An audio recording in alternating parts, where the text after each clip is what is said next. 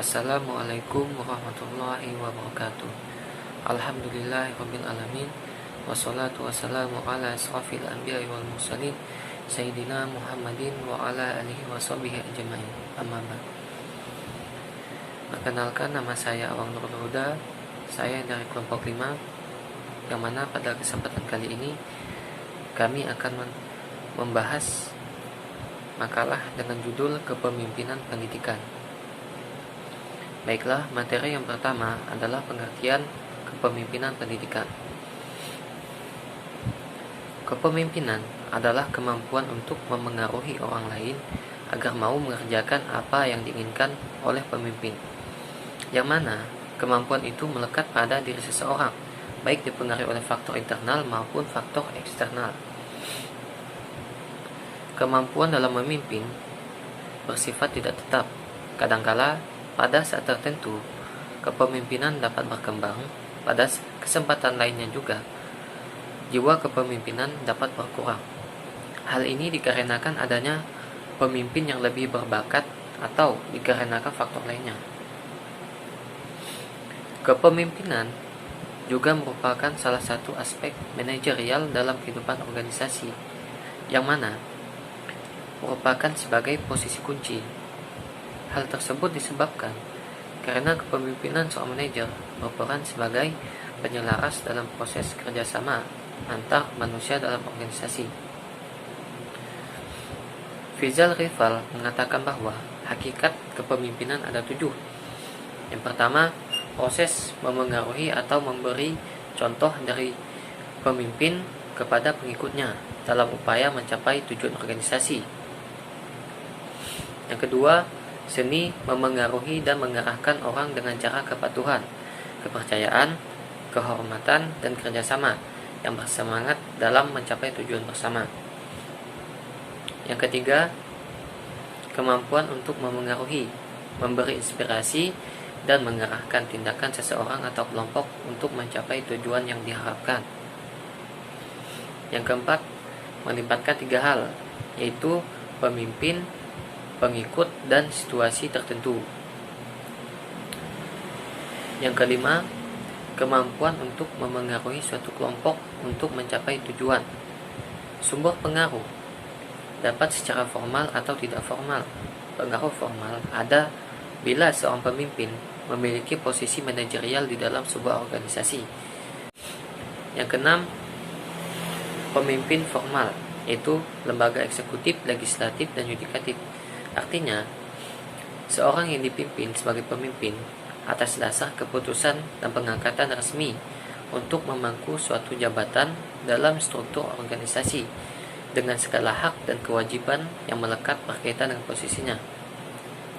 Yang terakhir, pimpinan informal, yaitu tokoh masyarakat, pemuka agama, LSM, guru, bisnis, dan lain-lain. Artinya, seorang yang ditunjuk secara tidak formal karena memiliki kualitas unggul. Dia mencapai kedudukan sebagai seorang yang mampu memengaruhi kondisi psikis dan perilaku suatu kelompok atau komunitas tertentu. Kemudian, pengertian pendidikan. Pendidikan adalah proses pengalihan pengetahuan secara sistematis dari seseorang kepada orang lain sesuai standar yang telah ditetapkan oleh para ahli. Dengan adanya transfer pengetahuan tersebut, diharapkan dapat merubah sikap, tingkah laku, kedewasaan berpikir, dan kedewasaan kepribadian ke dalam pendidikan formal dan pendidikan informal. Dari penjelasan sebelumnya, maka dapat disimpulkan bahwa kepemimpinan pendidikan adalah kemampuan yang terutama dapat memengaruhi sehingga dapat mengatur pergerakan dan pelaksanaan pendidikan sehingga tercapainya tujuan secara efektif dan efisien. Baiklah, materi yang kedua yaitu tipe-tipe kepemimpinan pendidikan. Tipe-tipe kepemimpinan pendidikan ada 4. Yang pertama, tipe otoriter.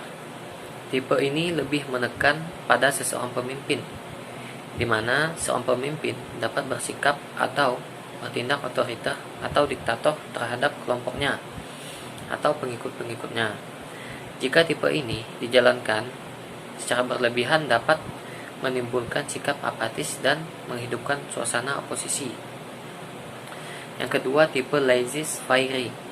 Tipe ini berkebalikan dengan tipe pertama. Tipe ini lebih menekankan pada anggota kelompok, sebab pada tipe ini pemimpin memberikan para anggota bersikap semaunya, sehingga keberhasilan lebih terlihat dari anggota yang berdedikasi dengan serius dalam kelompok. Yang ketiga, tipe demokratis. Tipe ini memiliki pemimpin di tengah para anggota. Maksudnya, dalam menjalankan tugas, seorang pemimpin saling bekerja sama dan mendengarkan juga pendapat dari anggota, sehingga keputusan diambil secara bermusyawarah bersama. Yang keempat, tipe pseudo-demokratis. Tipe ini terlihat seperti tipe demokrasi, namun sebenarnya berjalan secara otoriter. Tipe ini dalam mengambil suatu keputusan dilakukan secara musyawarah, namun keputusan akhir tetap dipegang oleh pemimpin dengan mengendalikan situasi yang ada. Dari tipe-tipe yang telah saya sampaikan tadi, pada kenyataannya, tipe kepemimpinan yang otoriter, demokratis, pseudo-demokratis, laissez-faire banyak diterapkan oleh para pemimpin di dalam berbagai macam organisasi. Salah satunya adalah dalam bidang pendidikan. Dengan melihat hal tersebut, maka pemimpin di bidang pendidikan diharapkan memiliki tipe yang sesuai dengan harapan dan tujuan, baik itu harapan dari bawahan atau dari atasan yang lebih tinggi posisinya, di mana pada akhirnya gaya atau tipe kepemimpinan yang dipakai oleh para pemimpin, terutama dalam bidang pendidikan, benar-benar mencerminkan sebagai seorang pemimpin yang proporsional.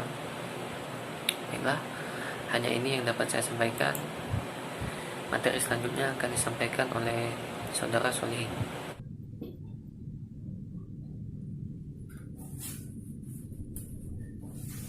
Baik, terima kasih. Bismillahirrahmanirrahim.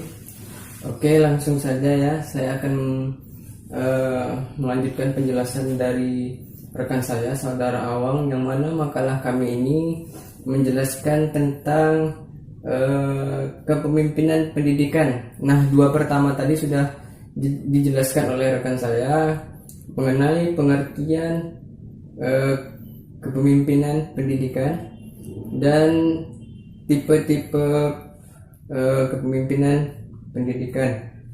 Nah, yang ketiga, saya akan menjelaskan tentang fungsi. Bicara tentang fungsi, tentu kita tidak asing ya. Kita sendiri di sini diciptakan sebagai apa? Sebagai khalifah. Fungsinya apa? Memimpin. Memimpin dalam segala bidang. Paling tidak kita mampu memimpin diri kita sendiri. Nah, baik. Bicara tentang fungsi ya.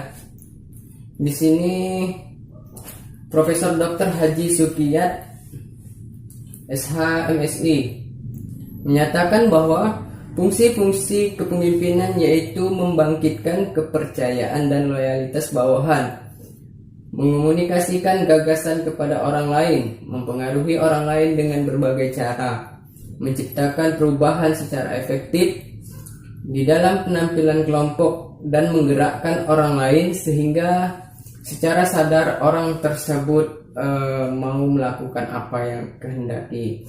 Nah, ini seorang pemimpin itu memiliki fungsi-fungsi yang luar biasa gitu ya, yang perfect, mampu membangkitkan kepercayaan orang lain, para anggotanya, kemudian mampu berbicara dengan gagasan yang masuk akal ya, yang menarik tentunya, sehingga orang yang mendengar pembicaraan dari pemimpin tersebut akan terpengaruhi. Nah, di sini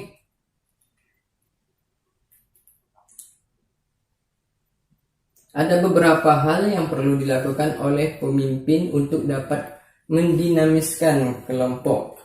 Nah, yang pertama, mengidentifikasi dan menganalisis kelompok beserta tujuannya. Yang kedua, membangun struktur kelompok ini. Kelompok. Yang ketiga, inisiatif. Keempat, usaha pencapaian tujuan, mempermudah komunikasi dalam kelompok dan mengimplementasikannya. Nah, di sini beberapa hal yang perlu dilakukan oleh pemimpin: mengidentifikasi dan menganalisis kelompok beserta tujuannya. Sebelum ia melaksanakan program itu, tentu ia sudah menganalisis, mengidentifikasi bagaimana anggotanya bergerak gitu ya, dengan baik, sehingga program dalam pendidikan itu mampu ia tempuh. Nah, tentunya di dalam itu pasti ada pembangunan struktur, kemudian inisiatifnya, dan tentu hal tersebut akan menjadi suatu usaha dalam pencapaian tujuan bersama dalam program pendidikan. Ini menurut para ahli mengemukakan bahwa peran yang harus dilakukan oleh pemimpin di sini ada 11 ya. Teman-teman bisa lihat di makalah atau di PowerPoint. Yang pertama, mencetuskan ide atau sebagai seorang kepala pemimpin ya. Nah, di sini sebagai seorang kepala pemimpin, dia harus mencetuskan ide kreatif yang menarik, unik, serta mampu membuat anggotanya semangat dengan ide-ide dan gagasan tersebut dalam melaksanakan suatu program. Yang kedua, memberi informasi. Tentu sudah jelas ya bahwa seorang pemimpin itu harus memberikan informasi yang jelas terhadap anggotanya dalam suatu program. Kemudian sebagai seorang perencana, memberi sugesti, mengaktifkan anggota, mengawasi kegiatan, kemudian memberi semangat untuk mencapai tujuan. Sebagai katalisator, mewakili kelompok, memberi tanggung jawab, menciptakan rasa aman, dan sebagai ahli dalam bidang yang dipimpinnya. Nah, di sini seorang pemimpin itu harus benar-benar aktif, bijak,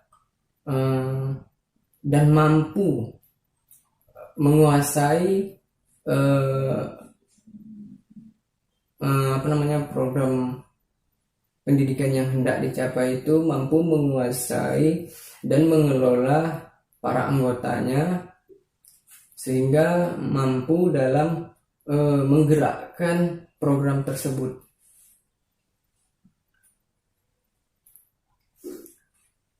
Artinya di sini dia harus benar-benar ahli dalam bidang yang dipimpinnya.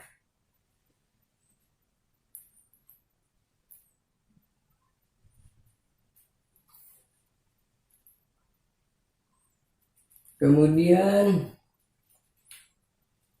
nah, di sini ada 3 peranan pemimpin dalam kelompok organisasi. Yang pertama, pencarian alur. Jadi alurnya harus jelas ya, atau yang disebut pathfinding. Di sini harus mengandung sistem nilai dan visi dan misi. Nilai, visi, dan misi dengan kebutuhan melalui suatu perencanaan yang strategis yang disebut strategis pathway atau jalur strategi. Yang kedua, penyelarasan aligning, yakni upaya memastikan bahwa struktur, sistem, dan operasional organisasi memberi dukungan pada pencapaian visi dan misi. Tujuannya diciptakan suatu organisasi tersebut, yang khususnya di dalam dunia pendidikan ya. Nah, seperti yang kita ketahui bahwa salah satu organisasi yang berperan penting dalam pendidikan itu seperti OSIS atau LPK atau Sispala atau Mapala atau BEM, DEMA yang ada di kampus kita lah, yang banyak itu merupakan suatu organisasi yang tentunya memiliki tujuan bersama. Yang ketiga, pemberdayaan. Nah, di sini pemberdayaan ini atau empowerment suatu semangat yang digerakkan dalam diri orang-orang yang mengungkapkan bakat, kecerdikan dan aktivitas laten untuk mampu mengerjakan apapun, konsisten dengan prinsip yang disepakati untuk mencapai nilai visi dan misi bersama. Nah, seseorang yang benar-benar ahli di bidangnya tentu akan mampu memberdayakan dirinya yang berbakat, kreatif, inovatif, dan menampilkan ide bagus serta kemantapan dalam melaksanakan tugas-tugasnya. Dia konsisten, tepat waktu gitu ya, disiplin. Itu juga harus ada dalam seorang jiwa pemimpin.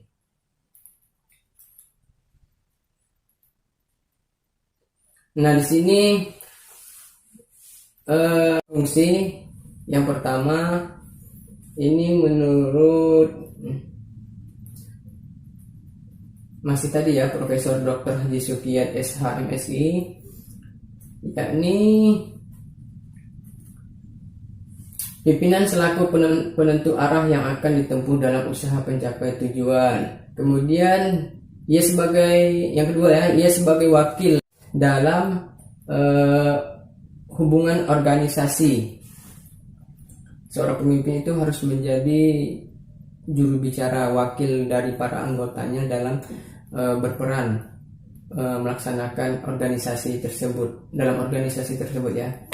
Kemudian pimpinan selaku komunikator yang efektif. Nah, tentunya ia mampu berbicara yang baik, bersosialisasi, berkomunikasi, dan berinteraksi dengan sesamanya, bawahannya, atau terhadap siapapun. Itu merupakan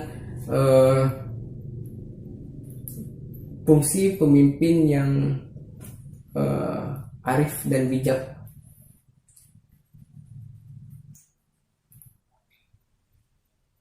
Kemudian pimpinan itu harus efektif ya, sudah jelasan tadi. Kemudian rasional, objektif, dan netral. Oke. Dia itu harus rasio. Jadi seorang pemimpin itu harus benar-benar pikirannya itu harus rasio, masuk akal, dan benar-benar mantap sehingga mampu membawa program ini hendak kemana dalam dunia pendidikannya. Kemudian objektif, jelas harus mempunyai tujuan objektif itu. Jadi, nah itu tadi dari fungsi-fungsi yang dapat saya sampaikan. Kemudian saya akan lanjut 4 faktor yang mempengaruhi efektivitas pemimpin dalam manajemen pendidikan. Nah, di sini ada beberapa faktor ya. Yang pertama, kepribadian atau personality, pengalaman masa lalu dan harapan pemimpin. Hal ini mencakup nilai-nilai, latar belakang dan pengalamannya yang akan mempengaruhi pilihan akan gaya kepemimpinannya. Nah, dari latar belakang kehidupan seorang pemimpin itu, bagaimana pengalamannya di masa lalu gitu, itu akan berpengaruh juga dalam ia menjadi seorang pemimpin yang baik. Nah, kemudian tentunya bahwa bahwa faktor ini sangat sangat berpengaruh gitu ya, sangat luar biasa juga. Namun di sini kepemimpinan itu tidak hanya berdasarkan dari kepribadian, namun ada juga karakteristik, harapan dan perilaku bawahan yang mempengaruhi terhadap gaya kepemimpinan. Nah, salah satu ciri khas dari seorang pemimpin itu harus memiliki ya ciri khas itulah, sehingga mampu menarik perhatian, dapat membedakan bahwa ini loh ciri pemimpin yang perfect gitu ya. Nah, jadi selain itu faktornya kebutuhan tugas. Setiap tugas bawahan juga akan mempengaruhi gaya pemimpin. Nah, segala tugas-tugas yang diemban, yang diberikan kepada anggotanya, tentu itu juga akan mempengaruhi gaya kepemimpinan tersebut. Mengapa demikian? Karena konsistennya seorang pemimpin tentu akan mampu mengkonsistenkan anggotanya. Insya Allah itu.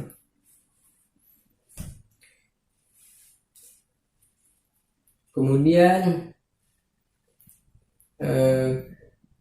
kebijaksanaan atau kebijakan organisasi mempengaruhi harapan dan perilaku bawahan. Nah, tujuan sebuah organisasi itu, keadaannya ya, juga akan mempengaruhi tingkah laku atau kepemimpinan dari seorang pemimpin gitu. Kemudian harapan dan perilaku rekan. Segala harapan dan perilaku tentu adalah salah satu faktor yang mempengaruhi efektivitas seorang pemimpin. Nah, mungkin hanya itu saja ya yang dapat disampaikan mengenai faktor-faktor.